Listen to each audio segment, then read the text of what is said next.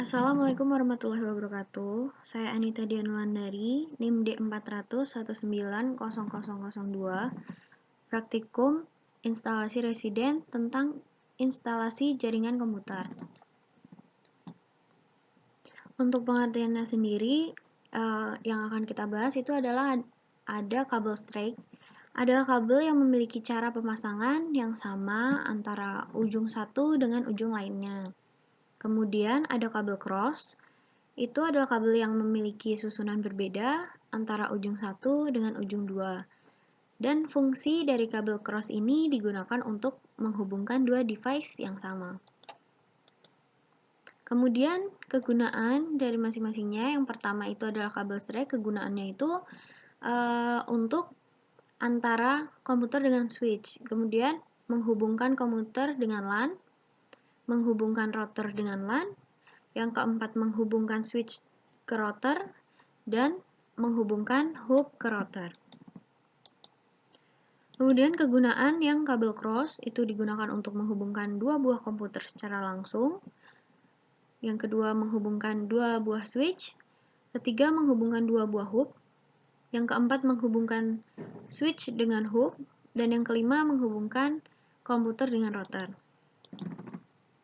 Di sini kita bisa lihat perbedaan dari kabel straight dan kabel cross sesuai dengan pengiriman data dan penerimaan data. Untuk kabel straight, pengiriman data dan penerimaan datanya itu data dikirim ke hub atau switch, baru dari hub dikembalikan. Pengiriman data oleh network adapter akan diterima sebagai sinyal pengiriman data oleh hub atau switch. Dan penerima data di network adapter dan menerima data oleh hub atau switch. Kemudian kabel cross itu dari komputer ke komputer, yaitu pengiriman data oleh network adapter komputer 1 ke komputer 2.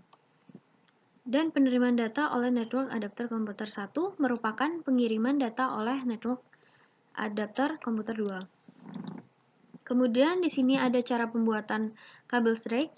Bisa kita lihat, untuk yang pertama, kupas terlebih dahulu ujung kabel menggunakan alat mengupas kabel sekitar kurang lebih 2 cm sampai kabel yang terdapat di dalamnya terlihat.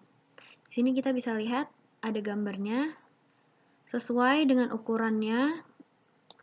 Kemudian yang kedua, pisahkan kabel tersebut dan luruskan, susunlah kabel-kabel tersebut dengan rapi berdasarkan warna. Kita bisa lihat gambarnya. Di sini ada oranye putih oranye, hijau putih biru, biru putih hijau, coklat putih coklat. Dan yang ketiga, setelah kabel tersusun, kemudian ambil konektor RJ45. Konektor ini terdiri dari 8 pin. Pin 1 dari konektor ini adalah pin yang berada paling kiri. Kita bisa lihat di gambar, dimulai dari paling kiri atau sesuai dengan berputarnya jarum jam. Kemudian yang nomor 4, masukkan kabel tersebut hingga bagian ujungnya mentok di dalam konektor dan sesuai dengan urutan. Di sini kita bisa lihat ada 3 gambar. Yang pertama itu dimasukkan terlebih dahulu kabel-kabelnya ke konektor, kemudian dikunci menggunakan alat atau ditekan, dan yang ketiga itu adalah gambar akhir dari proses ini. Kemudian yang nomor 5, setelah selesai menyusun kabel straight, kemudian kita akan mencoba dengan menggunakan LAN tester. Masukkan ujung kabel ke alatnya. Kemudian nyalakan. Kalau lampu LED yang pada LAN tester menyala semua.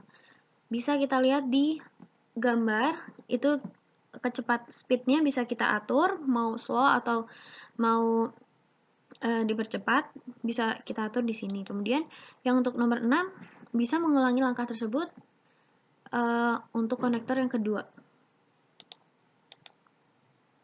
Di sini ada cara pembuatan kabel cross.